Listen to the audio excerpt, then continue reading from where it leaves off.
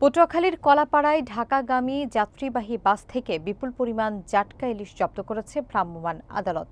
অভিযানটি পরিচালনা করেন নির্বাহী ম্যাজিস্ট্রেট ও সহকারী কমিশনার ইয়াসিন সাদিক। এতে ৬ বাস চালককে জরিমানা এবং ৩৫ মণ জাটকা ইলিশ জব্দ করা হয়। জব্দকৃত মাছগুলো পরে এতিমখানা, মাদ্রাসা ও অসহায় মানুষের মধ্যে বিতরণ করা হয়। বিস্তারিত দেখুন পলাশ আলতারের তথ্যচিত্রে। পটুয়াখালীর কলাপাড়া বাস টার্মিনাল এলাকায় রবিবার সন্ধ্যা থেকে রাত ১২টা পর্যন্ত ভ্রাম্যমাণ আদালতের অভিযানে ঢাকাগামী ৬টি যাত্রীবাহী বাস থেকে ৩৫ মণ জাটকা ইলিশ জব্দ করা হয়। অভিযান পরিচালনা করেন নির্বাহী ম্যাজিস্ট্রেট এবং সহকারী কমিশনার ইয়াসিন সাদিক। এ সময় প্রতিটি বাস চালককে ২,০০০ টাকা করে মোট ১২,০০০ টাকা জরিমানা করা হয়। পরে জব্দকৃত জাটকা পৌর এলাকার বিভিন্ন এতিমখানা, মাদ্রাসা এবং হতদরিদ্র মানুষের মাঝে বিতরণ করা হয়। উপস্থিত ছিলেন মৎস্য বিভাগের কর্মকর্তারা এবং থানা পুলিশের সদস্যরা।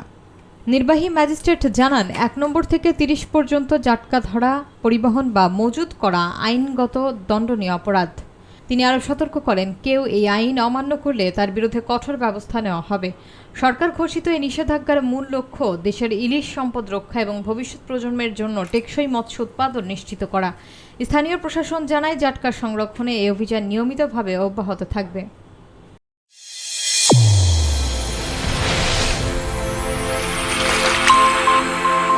চ্যানেল A1 হৃদয়ের স্পন্দন।